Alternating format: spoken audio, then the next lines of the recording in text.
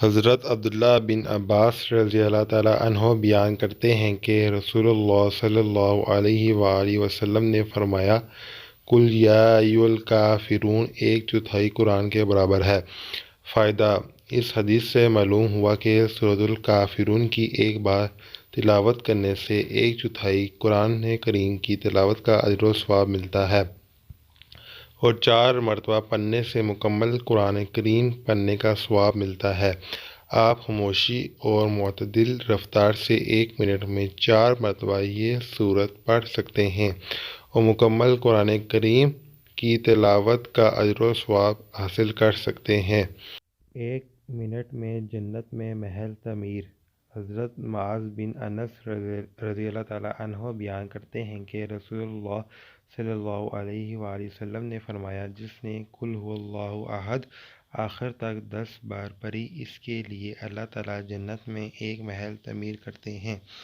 فائدہ: اس حدیث میں سورۃ الاخلاص پڑھنے کی فضیلت بیان کی گئی ہے کہ جو شخص 10 مرتبہ اسے پڑھتا ہے، اللہ تعالیٰ اس کے لیے جنت میں ایک محل تعمیر کرتے ہیں۔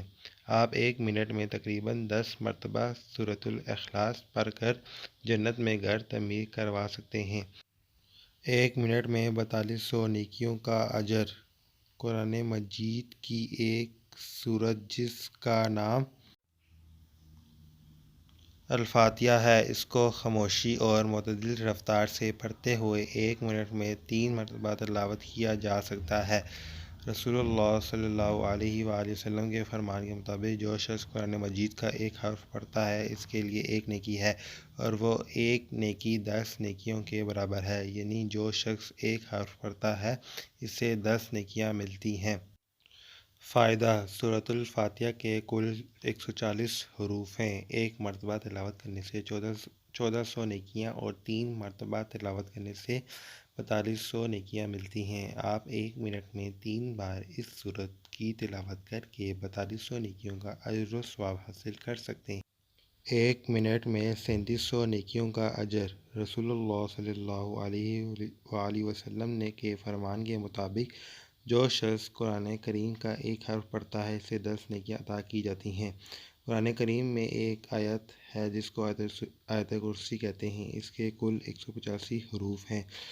جو شخص 1 مرتبہ تلاوت کرتا ہے، اللہ تعالیٰ اسے 1850 نیکیاں عطا فرماتے ہیں، اور جو 2 مرتبہ اس آیت کو تلاوت کرے، اسے اللہ تعالیٰ 3700 نیکیاں عطا فرماتے ہیں۔ آپ 1 منٹ میں خاموشی اور معتدل رفتار سے 3 مرتبہ آیت کرسی کی تلاوت کر سکتے ہیں اور اللہ تعالیٰ سے 3700 نیکیوں کے اجر و ثواب کا تحفہ حاصل کر سکتے ہیں۔